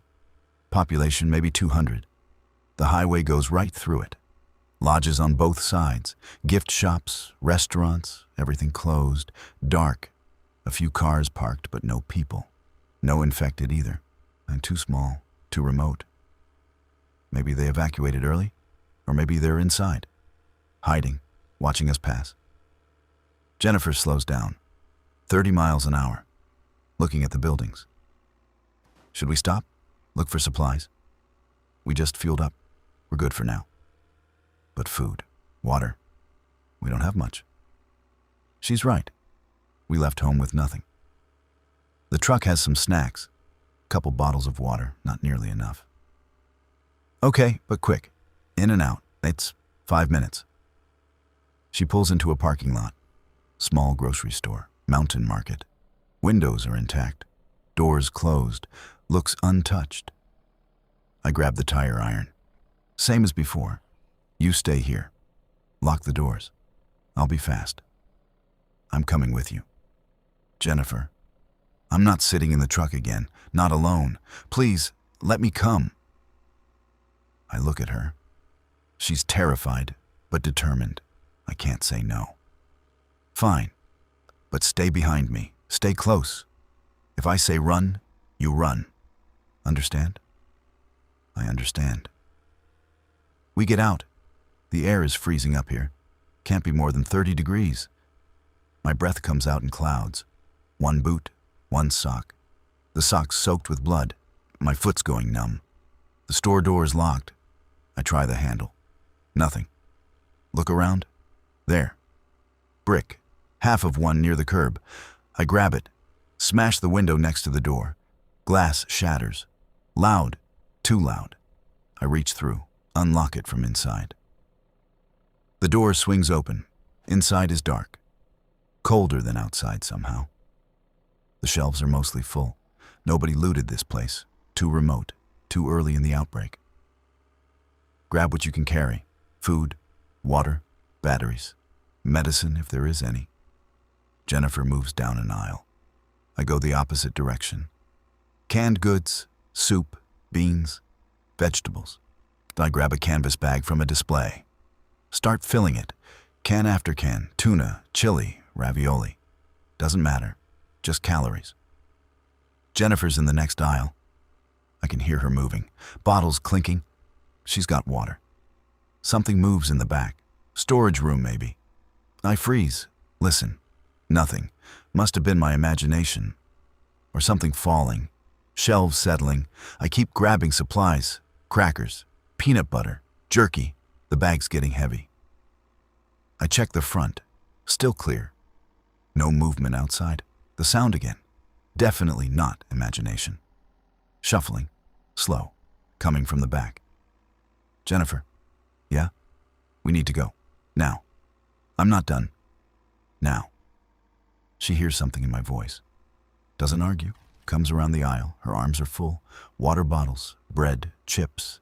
She drops them in my bag. We move toward the door. And the thing in the back emerges. Not infected. A dog. Big one. Rottweiler, maybe. It's limping. Injured. Left rear leg dragging. It sees us. Stops. Growls. Low. Threatening. Easy. Easy, boy. It takes a step forward. Hackles up. Teeth showing. Another step. Derek, don't run. Back away slow. We move toward the door. The dog follows. Matching our pace. Not attacking. Just warning. Protecting its territory, maybe. Or too hurt to attack. Either way, I don't want to find out. We reach the door. Ease through. The dog stops at the threshold. Watches us go. Doesn't follow. Just stands there, growling, outside. We run for the truck, throw the bag in the back, climb in. Jennifer starts it. We're moving before my door's fully closed. What was that? Guard dog, maybe, or someone's pet. Got left behind. Did you see its leg? It was infected. The wound looked infected. Infected like bacteria, or infected like... I don't know. But it didn't look right. I think about that. The way it moved. The growl. It seemed normal enough. Aggressive but normal. Not like the people. Not like that dead-eyed shambling. Animals can't turn, can they? How would I know? You're the one who's been listening to the radio. She's right. The broadcasts didn't mention animals, just people. But that doesn't mean it's not possible. Doesn't mean we're not in even more danger than I thought. The highway continues east, past government camp, higher into the mountains, 5,000 feet, 5,500. Snow appears on the ground, light dusting. It's September, too early for snow usually, but nothing's usual anymore. The road curves, steep grade. Jennifer downshifts. The truck growls, the engine straining. This thing's built for highways, not mountain passes. But it's handling it. At the summit, there's a pullout. Overlook. I've been here before, years ago. Before Jennifer, just passing through. The view stretches for miles. All forest. Mountains. The peak of Mount Hood to the south. Snow-covered. Beautiful. We don't stop. Keep driving. The descent is easier. Gravity helps. Jennifer lets the truck coast. Saves fuel. The radio's still going. Different voice now. Man. Military, maybe. All civilians are advised to avoid Highway 84, I-5, and I-205. These routes are compromised. Reports of massive infected populations blocking all major thoroughfares. Alternative routes are recommended. Rural roads, back roads. Stay off the main highways when possible. We're on Highway 26, heading toward 84, which is compromised. Yes, we'll have to detour. North, maybe. Toward Yakima. Back roads like he said. Jennifer's thinking the same thing. We can't take 84. I know. We'll go north. Cut up through the reservation, less populated. Do you know the way? Roughly. Roughly? I've driven it once or twice. I remember the general direction. That's not reassuring. It's what we have. She doesn't argue, just keeps driving. The sun's fully up now. Maybe 9 a.m. We've been on the road for 5 hours. Feels like 5 years. My hands are shaking again. I try to stop them. Can't. Adrenaline's still pumping, or maybe shock's setting in. I've killed people today. Multiple people. They were already dead, already turned. But my brain doesn't know the difference. Keeps replaying it. The impacts, the sounds, the way they fell and didn't get up. Does Derek? Yeah? You okay? No. You? No. We drive in silence. Trees, road, mountains. Nothing else. No cars, no people, no infected. Just us in the truck and the road ahead. A sign appears. Warm Springs. Next exit. Indian reservation. Could be good. Could be bad. Reservations are isolated. Self-sufficient. Maybe they had time to prepare. Lock down. Protect themselves. Or maybe it's worse. Maybe the isolation made it spread faster. Whole community infected with nowhere to run. Should we check it out? Jennifer looks at the exit, then at me. You think it's safe? I think it's worth looking. And if it's not safe, then we keep going. She takes the exit. The off-ramp curves down. Two-lane road, trees on both sides. A mile later, we see the first building. Gas station. Closed, windows intact. No movement. And then houses, small ones. Reservation housing, dark, quiet. Some have cars in the driveways, others don't. Everything looks normal. Too normal. The main street, shops, community center, school, all closed. No people, no infected, no anything. Jennifer stops the truck, middle of the street. We sit there, waiting, watching. Nothing moves. This is wrong. What do you mean? It's too quiet. Even if people evacuated, there should be something. Dogs, cats, birds, something. She's right. The silence is absolute. No wind, no animals, no distant sounds, just nothing. Movement catches my eye. One of the houses, second floor window, curtain moving. Someone's there, watching us. There. Second house on the left. Jennifer sees it. The curtain's still now, but someone's behind it. I can feel them watching. I open the door, stand on the running board, cup my hands around my mouth. Hello? We're not infected. We're looking for help. Is anyone there? Nothing. The curtain doesn't move. Please, we're not going to hurt anyone. We just need information. Which way is safe? Still nothing. Then the curtain moves again, violently, ripped down. A figure appears in the window, face pressed against the glass. It's not a person, not anymore. Infected, mouth open, screaming, hands beating against the window. The glass breaks, the infected falls through, lands on the lawn below. Gets up, starts running toward us. Get in, get in! I drop into the seat, slam the door. Jennifer's already moving. The truck lurches forward. The infected is fast, really fast, sprinting. It reaches the truck, grabs the driver's side mirror, hangs on. Jennifer swerves, hard right. The mirror tears off. The infected tumbles, rolls, gets up, keeps running after us. More of them now. Pouring out of the houses, 20, 30, all of them fast, all of them screaming. The whole town was infected, hiding in their homes, waiting. Jennifer floors it, 50, 60. They fall behind. The fastest one keeps pace for maybe a quarter mile. Then he's gone too. Just empty road. So much for the reservation. Yeah. We drive. The road winds, climbs again, through the Cascade foothills, higher ground, away from the population centers. The sun's high now, noon maybe. My stomach growls. Haven't eaten since yesterday. Jennifer must be hungry too. We've been running on adrenaline, but that only lasts so long. We should eat something, keep our energy up.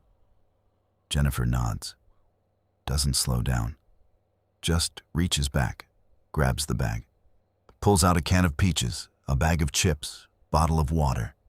She hands me the peaches. Open this. I look for a can opener. Nothing.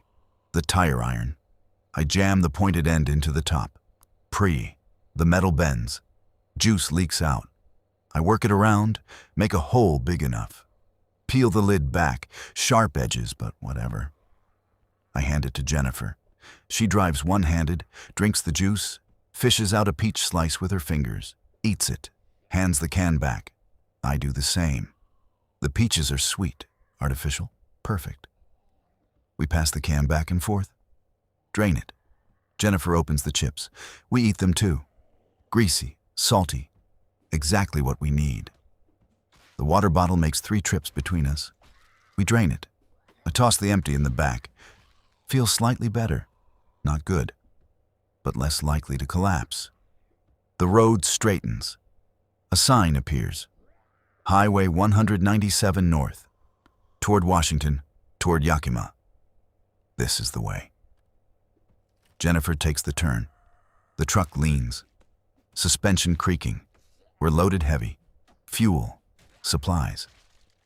The weight makes it harder to handle, but also harder to stop. Momentum. We're a battering ram. As long as we keep moving, Nothing can catch us. The radio crackles. Different voice. Younger, scared. If anyone's listening, this is Sarah Vicks broadcasting from Bend, Oregon. The city is overrun. I'm trapped in the radio station tower. 4th floor. They're in the building. I can hear them. If anyone's out there, if anyone's coming this way, avoid Bend. Avoid all of Central Oregon. The infection density is too high. You won't make it through. I'm going to keep broadcasting as long as I can. Maybe someone will hear, maybe... Screaming, crashes. The broadcast cuts out. Static returns, while Jennifer's hands tighten on the wheel. She's gone. Yeah. How many more? How many people are dying while we're just driving? We can't save everyone. We're not saving anyone. We're just running. That's how we survive. Is it? Because it feels like we're just prolonging the inevitable. I don't know how to respond. She might be right. Maybe this is pointless. Maybe we're just delaying the end. But what else is there? Give up? Stop? Wait for them to find us? No. I'm not doing that. As long as I'm breathing, I'm fighting. We'll make it to Yakima. Find the safe zone. From there, we figure out next steps. But giving up isn't an option. She doesn't respond, just drives. Eyes locked on the road, jaws set. She's angry. At me, at the world, at everything. Can't blame her. The landscape changes. Fewer trees, more open. High desert terrain, sagebrush, scrub. The road is long and straight, visibility for miles. Nothing moving except us. Hours pass. The sun starts its descent. Late afternoon, maybe 4 p.m. We've been driving for 12 hours. Jennifer's exhausted, eyes red, hands cramping on the wheel. We should stop, find somewhere to rest. Where? There's nothing out here. She's right. Just open land. No buildings, no shelter. But we can't drive forever. Eventually we'll hit something. Crash. Or Jennifer will fall asleep at the wheel. Next town we see, we find somewhere safe. Hole up for the night, rest, continue in the morning. Okay. The road continues. Straight, empty. Then a sign. Maupin. Population 418. 2 miles. Small town, river town. The Deschutes River runs through it. I remember stopping here once. Years ago. Fly fishing trip. The town was quiet then. Peaceful. Maybe it still is. We reach the outskirts. A few houses. Dark. No cars. The main street is a 1/4 mile long. Couple shops, restaurant, motel. Everything closed. No movement. Jennifer pulls into the motel parking lot. Deschutes River Inn. Single story. 10 rooms. Doors facing the parking lot. 2 cars are parked, both empty. Think it's safe? Safe is relative. I grab the tire iron, step out. The air's cooler now. The sun's low. Maybe an hour of daylight left. We need to secure shelter. Fast. I approach the office. Doors locked. I peer through the window. Dark inside. Front desk. Computer. Keys hanging on a board. No people. No infected. The door's glass. I wrap my jacket around my hand. Punch through. The glass cracks. Falls inward. I reach in. Unlock it from inside. Open the door. The office smells stale. Dusty. Nobody's been here for days. Maybe a week. I grab keys off the board. Room 7. End unit. Easier to defend. Only one neighbor. Outside. Jennifer's watching from the truck. I wave her over. She grabs the supply bag. Meets me at room 7. The key works. Door swings open. The room is small. 1 bed. Bathroom. TV dresser. Musty smell but clean enough. Windows have curtains. Good. We can hide. I close the door. Lock it. Deadbolt. Chain. Push the dresser against it. Same strategy as Jennifer used at home. Worked for her. Might work for us. Jennifer drops the bag. Sits on the bed. puts her head in her hands, shoulders shaking. She's crying again, quiet, trying not to let me hear. I sit next to her, put my arm around her. She leans into me, sobs harder, all the fear and exhaustion and grief pouring out. I thought we were going to die. So many times today I thought this was it. But we didn't. We're here. We're alive. For how long? Derek, what if tomorrow's worse? What if we don't make it to Yakima? What if there is no safe zone? What if it's all a lie to draw people in and... Stop. You're spiraling. We're safe right now, in this moment. That's all we can control. She pulls back, wipes her eyes. You're right. I'm sorry, I can't stop thinking. Can't stop imagining all the ways this goes wrong. Then don't imagine. Just be here, with me. Now. She nods, takes a shaky breath. Okay. I check the windows, make sure the curtains are fully closed, no gaps. Can't have lights showing after dark. Can't draw attention. The bathroom has running water, cold but running. I splash my face, look in the mirror. I barely recognize myself. Eyes sunken, face pale. Blood spatters on my neck, my shirt. When did that happen? The truck stop, maybe. Or the store. Doesn't matter. I wash it off. Best I can. Jennifer's lying on the bed. Eyes closed, not asleep. Just resting. I grab a blanket from the closet, cover her. She doesn't open her eyes, but she pulls it tighter. I sit in the chair by the window, tire iron across my lap. Watch the parking lot through a gap in the curtains, nothing moving. The sun's almost down. Long shadows stretching, the world turning dark. My phone, I forgot about it. Pull it out. Screen still cracked but functional. No signal, of course. But I scroll through the photos. Jennifer and me. Last Christmas. Her smiling. Me making a dumb face. Seems like a lifetime ago. A different world. More photos. Our wedding. Small ceremony. Just us and a few friends. Justice of the peace. Jennifer in a simple white dress. Me in a suit I borrowed from my brother.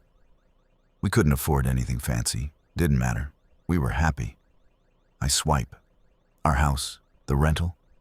Beige with white trim. Tiny yard. She's standing in front. First day we moved in. Proud, excited, about to start our life together. More photos. Her birthday last year. Me trying to bake a cake. It collapsed. We laughed so hard we couldn't breathe. Ordered pizza instead. Best birthday, she said. I closed the photos. Can't look anymore. That life's gone. Those people are gone. We're different now. Harder. Scarred. If we survive this, we'll never be those people again. The sun sets. Darkness comes fast. No street lights. No house lights. Just black. Complete. The only illumination is from the moon. Half full. Enough to see shapes, but not details. Something moves in the parking lot. I freeze. Watch. A coyote. Thin. Mangy.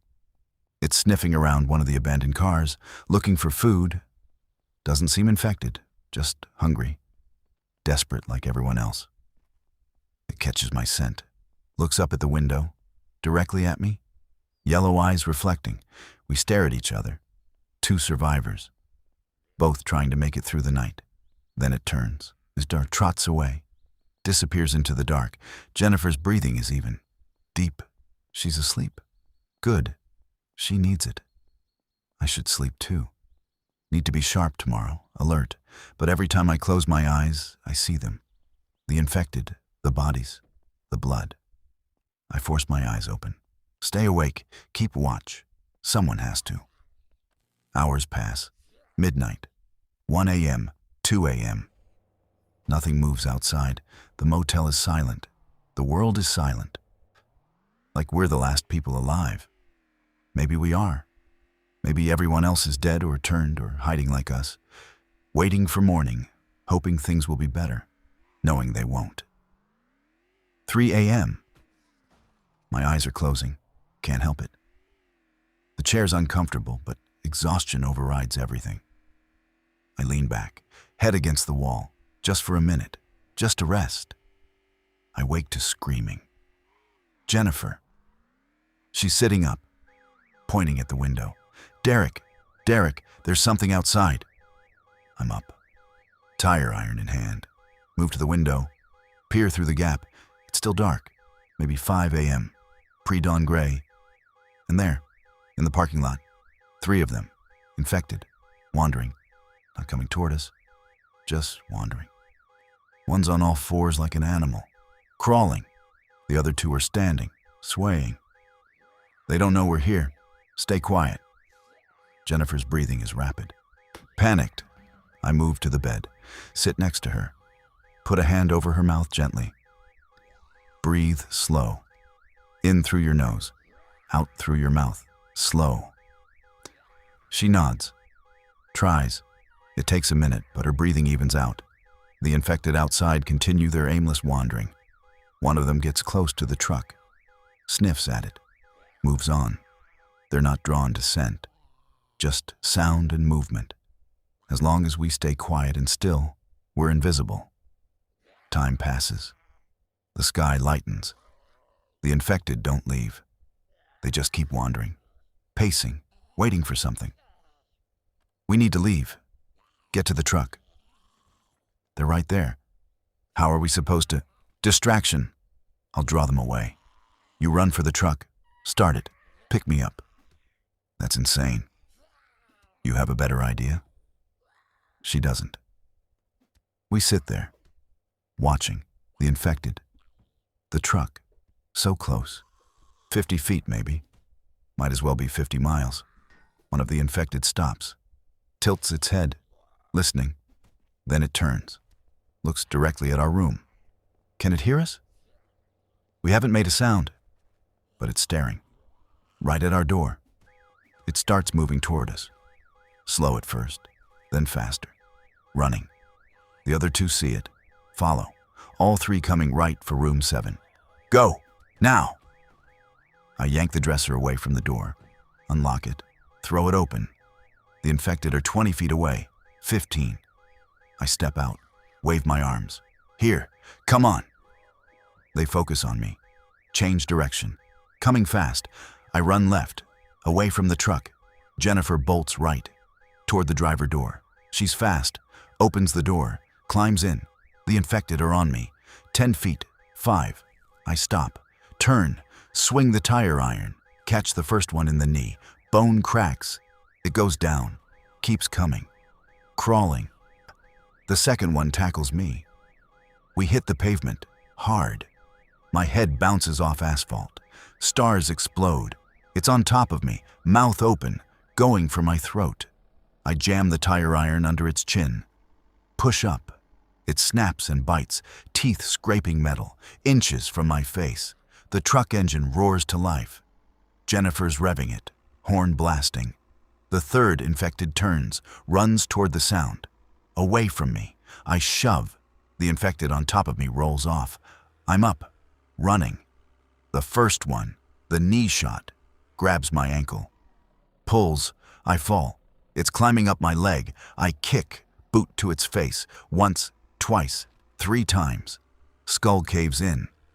It stops moving. The truck's backing up. Fast. Jennifer's coming for me. The third infected is chasing her. Hammering on the driver window. She swerves. It falls off. Gets up. Keeps coming. I sprint. 20 feet to the passenger door. 15. The second infected recovered. Coming after me. Fast. So fast. 10 feet. 5. I grab the door handle. Locked. Unlock it. Jennifer's panicking, fumbling. The infected is right behind me. I can hear it, feel it. Its hand brushes my shoulder. The lock clicks. I yank the door open, throw myself in, slam it. The infected hits the door, clawing, screaming, face pressed against the window, eyes white, mouth bloody. Jennifer floors it. The truck shoots forward. The infected hangs on, 10 feet, 20, then falls off. Tumbles. We leave it behind. The parking lot exit. Jennifer aims for it. We're through. On the road. Highway 197 north. Back on course. Toward Yakima. Toward safety. Maybe. You okay? Yeah, you? I think so. My head hurts. Hit it pretty hard. Let me see. I lean over. She glances.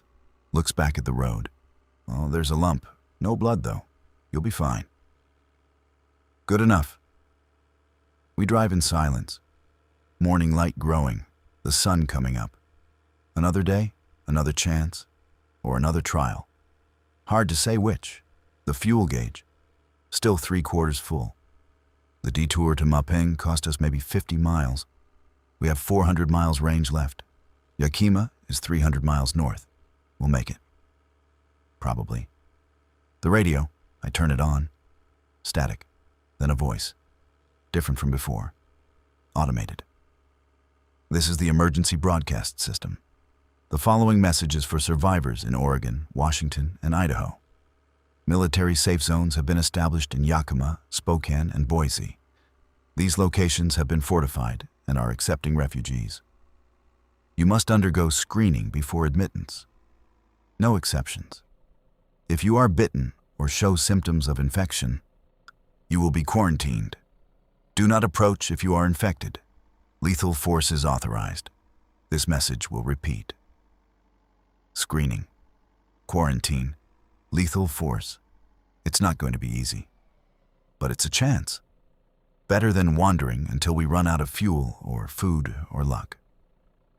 Jennifer's thinking the same thing.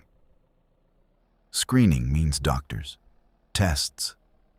What if they think we're infected? What if they don't believe us? We'll cross that bridge when we get there. That's not a plan. It's all we have. The highway stretches ahead, empty, straight. Trees return, dense forest. The terrain changes again, climbing, higher elevation. The mountains never end in the Pacific Northwest, just peaks and valleys and more peaks. A town appears. Goldendale, small, maybe 3,000 people. The highway skirts around it. I can see smoke. Buildings burning. Figures moving in the streets. We don't stop. Don't slow. Just keep going. More towns. Satis, Toppenish, all the same. Smoke, fire, death. The whole region is consumed. Nothing's untouched. Yakima's close now, maybe 50 miles. The radio said it's fortified.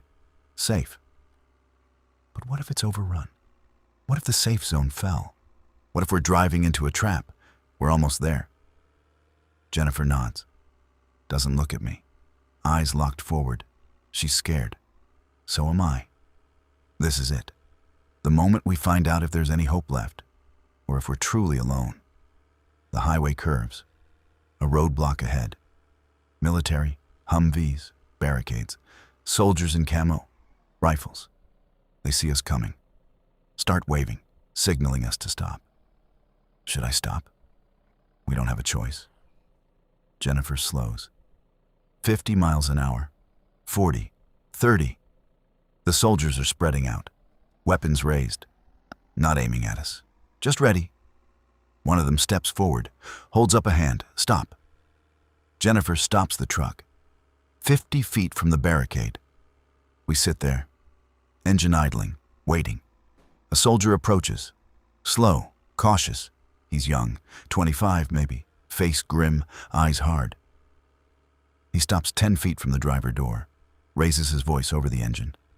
Turn off the vehicle. Keep your hands where I can see them. Jennifer looks at me. I nod. She turns the key. The engine dies. Silence. Just the wind and distant sounds. Gunfire, maybe. Hard to tell.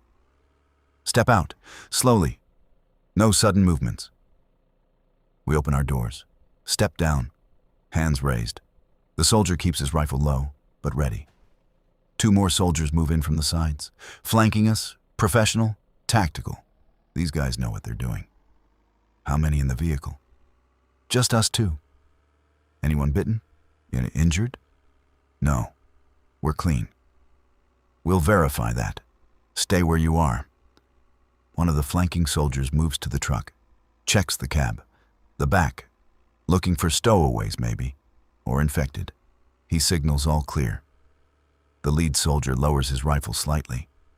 Where are you coming from? Portland. Clackamas. We left yesterday morning. Portland's gone. Overrun. How'd you make it out? We got lucky, and we had a truck. He looks at the Peterbilt. Nods. Commercial rig. That helped. You're the first civilians we've seen in 2 days. Most didn't make it. What about Yakima? Is the safe zone real? It's real. Fortified. Military and FEMA running it. But you need to pass screening, medical check, questions. If you're clean, you're in. If not, he doesn't finish, doesn't need to. We're clean, I swear. We'll see. Follow me. He turns, walks toward the barricade. We follow. Jennifer's hand finds mine, squeezes. Her palm is sweaty, trembling. Mine probably is too. Through the barricade, more soldiers, a checkpoint, tables set up, medical equipment, a tent. Inside is a doctor, white coat, mask, gloves. She looks exhausted, dark circles under her eyes. 2 more for screening. The doctor nods. Names? Derek Hoffman, Jennifer Hoffman. She writes on a clipboard. Any bites? Scratches? Fluid exposure? No. I need to check. Remove your shirts. We do. Stand there in the cold. The doctor examines us. Arms, torso, back. She's thorough. Takes her time. Finally steps back. You're clear. For now. But I'm flagging you for observation. 24 hours. If you show no symptoms, you're fully cleared. What happens during observation? You're isolated, separate quarters, guards outside. If you turn, you're neutralized immediately. No exceptions. Jennifer's hand tightens on mine. What if we don't turn? What then? Then you're integrated into the safe zone. Given quarters, food, water. You help where you can. Everyone contributes. That sounds fair. Fair doesn't exist anymore. This is survival. You play by our rules, or you're out. Understand? We nod. Good. Soldier, escort them to isolation block C. The young soldier who stopped us steps forward. This way. We follow him, through the checkpoint, into the safe zone. It's bigger than I expected. A whole section of Yakima. Fenced off, razor wire on top, guard towers, soldiers everywhere, and people. Civilians. Hundreds of them, maybe thousands. Like all looking shell-shocked, traumatized, but alive. Block C is a school, or was a school. Classrooms converted to isolation rooms. The soldier opens a door, room 12. In here. Don't leave until you're cleared. Food will be brought. Bathrooms through that door. Don't cause trouble. We step inside. The door closes. Locks from outside. We're trapped again. Different kind of trap, but still trapped. Jennifer sits on one of the cots. 2 cots. 2 thin mattresses. 1 blanket each. A sink. A toilet behind a curtain. Better than the motel. Worse than home. But home's gone. This is home now. I sit next to her. We don't speak, just sit, holding hands. Alive. Together. For now, that's enough. Outside the window, I can see the fence. The guard towers. The soldiers. And beyond that, the infected, pressing against the fence. Dozens of them. Hundreds. They can't get through, but they're there. Always there. Waiting. Jennifer leans her head on my shoulder. Think we made it? I think so. What happens next? We survive. We figure it out. Day by day. Day by day, she echoes. The sun's setting again. Another day gone. We made it. Against all odds. Against everything. We're here. Alive. Safe. For the moment. Tomorrow will bring new challenges. New threats. New decisions. But tonight we rest. We breathe. We exist. And for now, in this world of death and chaos and horror, that's enough. That's everything. The door opens. A woman enters. Civilian. 50s. kind face. She's carrying a tray, soup, bread, water. Thought you might be hungry. She sets it on the small table, turns to leave. Wait, thank you. Really, thank you. She smiles. Sad. And we all help where we can. Stay strong. You made it this far. That counts for something. She leaves. The door locks again. We eat in silence. The soup's warm, salty. Best thing I've tasted in days. Jennifer eats slow, savoring every bite. When we're done, we lie down, side by side on the cots pushed together. Hold each other, close our eyes.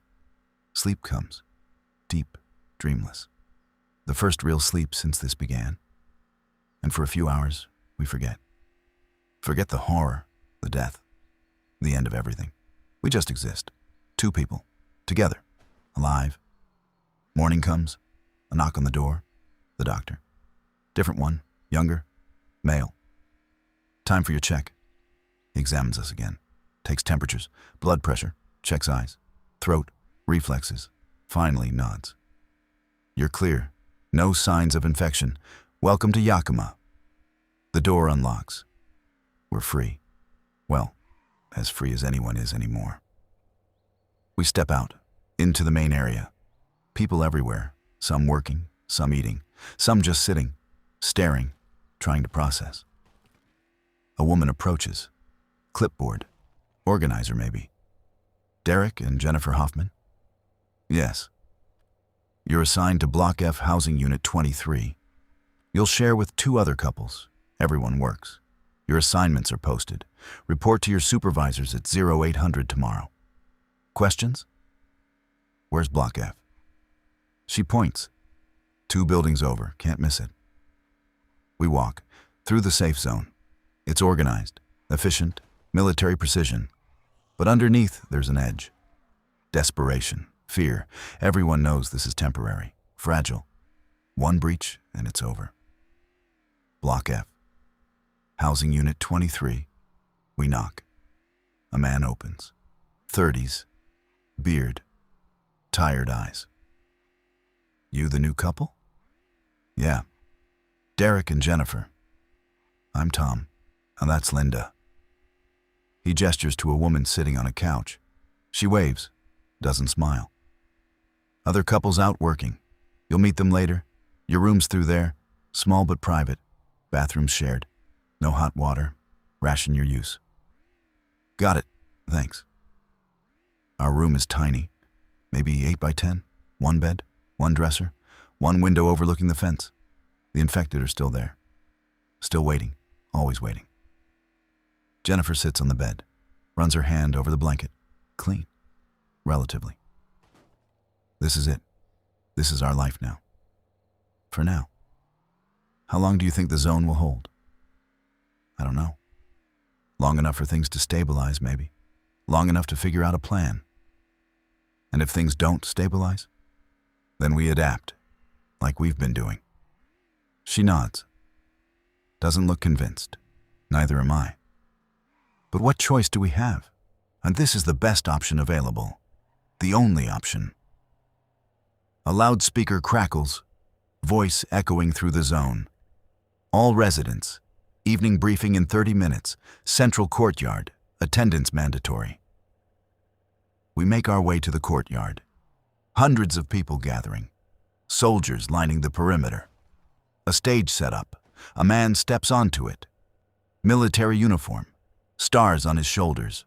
General, maybe. His voice is amplified. Commanding. I'm General Marcus Hayes. I'm in charge of this safe zone and several others across the region. I won't sugarcoat our situation. It's dire. The infection has spread faster than any predictive model anticipated. Major cities are lost. Communication infrastructure is failing. We're operating on limited resources and dwindling supplies. But we're not giving up. This zone will hold. We will survive. But only if everyone contributes. Only if we maintain discipline and order. Anyone who threatens that order will be removed. Permanently. Understand? Murmurs from the crowd. Nervous agreement. Good. Work assignments start tomorrow. Everyone capable works. No exceptions. Food is rationed, water is rationed, medicine is rationed. Use your allotments wisely. Waste nothing. Hoarding will not be tolerated. We're in this together. We survive together, or we die together. Dismissed. The crowd disperses. Quiet, subdued, reality sinking in. This isn't rescue. This is survival. And survival is hard, brutal, unforgiving. Jennifer and I walk back to our unit. Tom and Linda are there. The other couple has arrived. Young, early 20s. The girl is pregnant, obviously so. 7 months maybe. They introduce themselves, Michael and Rachel, and we make small talk. Where we're from, how we got here. Our stories are similar. Running, fighting, losing everything. Everyone has the same haunted look, the same 1,000-yard stare. Night falls. We retreat to our tiny room. Lie down. Jennifer curls against me. I'm scared. Me too. What if this doesn't work? What if the zone falls? What if... We'll deal with it. Whatever comes. Together. Promise? Promise. She falls asleep. I stay awake, listening to the sounds of the zone. People moving, guards patrolling. And beyond the fence, the infected. Moaning, scratching, never stopping, never sleeping, just waiting. Days pass. We work. I'm assigned to fortification detail, building walls, reinforcing fences, backbreaking labor. Jennifer's in food distribution, rationing meals, making sure everyone gets their share. It's tedious, exhausting, but it keeps us busy, keeps us from thinking too much. Nights are harder, the nightmares, the memories. I dream about the woman in the nightgown, Mr. Henderson, Mrs. Patterson, the people I killed, their faces, their screams. I wake up sweating. Jennifer, too. We hold each other. Don't talk about it. What's there to say? 2 weeks in, the first breach happens. Small. The fence on the south side. A group of infected manage to push through a weak point. Alarms blare. Soldiers respond. Gunfire, lots of it. They contain it. Kill the infected. Reinforce the fence. But the damage is done. Everyone's on edge. Knowing it can happen again. 3 weeks. Rachel goes into labor. Too early, complications. They take her to the medical tent. We hear screaming, hours of screaming. Then silence. Michael emerges. Face blank. She didn't make it. Neither did the baby. He walks away. Doesn't come back. We find him the next morning. Hanged himself in one of the storage sheds. Tom and Linda and Jennifer and I are the only ones left in Unit 23 now. A month. Supplies are running low. The rationing gets stricter. 1 meal a day, half portions. People are getting desperate. Fights break out. The soldiers crack down, hard. Public beatings for anyone caught stealing. Execution for violent offenses. The general's order is absolute. Jennifer's losing weight. We all are. Cheekbones showing, eyes sunken, skin pale. Malnutrition setting in. But we keep working, keep surviving. What else is there? 6 weeks, another breach. Bigger this time. North fence. Dozens of infected pour in before the soldiers can respond. Chaos, screaming, people running. Jennifer and I barricade ourselves in our unit. Listen to the gunfire, the screams. It lasts 3 hours. When it's over, 50 civilians are dead. 15 soldiers. The zone shrinks. They abandon the outer perimeter. Focus on the inner core. Tighter control. Less space, more crowded. 2 months. Rumors start spreading. Other safe zones have fallen. Spokane is gone. Boise is gone. We're the last one. The only one. General Hayes addresses the crowd. Denies everything. Says the rumors are fear-mongering. Threatens anyone spreading them. But we all see it in his eyes. He's lying. 10 weeks. A convoy arrives. Military. From the east. They're evacuating, taking essential personnel, scientists, doctors, soldiers, leaving everyone else. The general tries to stop them. There's a standoff. Guns drawn, tense. Finally, the convoy leaves. Takes half the soldiers with them. The rest stay. Ordered to maintain the zone. Ordered to die here. 3 months. Winter's coming. Snow on the mountains. Temperature dropping. We have no heat, no warm clothes. People are freezing at night. Hypothermia claims more victims than the infected now. Jennifer's sick. Coughing, fever. The medical tent says it's pneumonia. They have no antibiotics left. Just aspirin. They give her 2 pills. Send her back. Keep her warm, hydrated, hope for the best. I wrap her in every blanket I can find. Hold her through the night. She's shaking, burning up, delirious, calling for her mother, her father. People who are probably dead. I tell her they're okay. That we're going to be okay. Lies, all lies. She survives. Barely. The fever breaks after 5 days. She's weaker, frailer, but alive. I feed her my rations. She protests. I insist. She needs the strength more than me. 4 months. The fence is failing, sections collapsing, not enough materials to repair, not enough manpower. The infected are constant, pressing, pushing, testing. They sense weakness, hunger, desperation. They're patient. They'll wait. General Hayes calls another assembly. Fewer people now. Maybe 500 left. Half what we started with. He looks defeated, broken. I won't lie anymore. We're not going to hold. Not much longer. I'm authorizing voluntary evacuation. Anyone who wants to leave can leave. We'll provide what supplies we can. But once you go, you're on your own. No coming back. Those who stay will defend the zone to the end.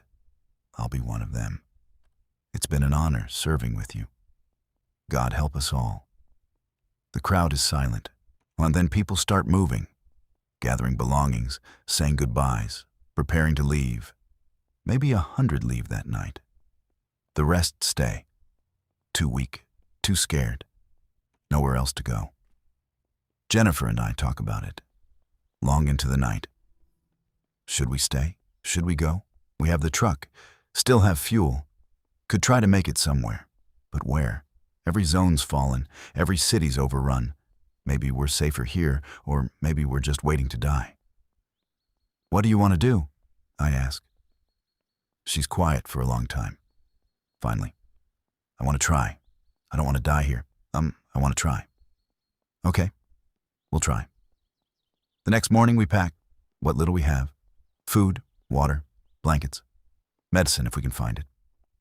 We say goodbye to Tom and Linda. They're staying. Too tired to run anymore. They hug us. Wish us luck. We'll never see them again. The truck's still there. Parked where we left it 4 months ago. Battery's dead. Jump it with another vehicle. The engine turns over.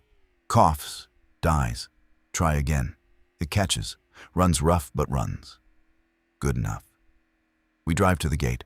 Soldiers open it. General Hayes is there. He nods. Doesn't smile. Just nods. Good luck. You too, General. The gate closes behind us. We're outside.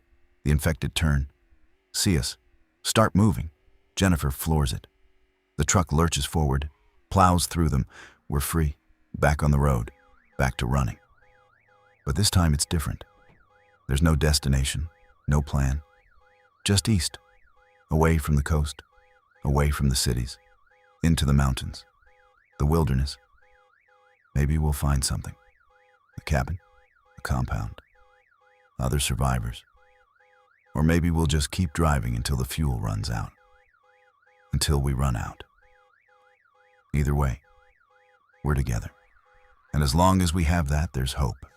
Small, fragile, but hope nonetheless. The road stretches ahead. Empty, unknown. And we drive. Thanks for watching, guys. I will be back with another story.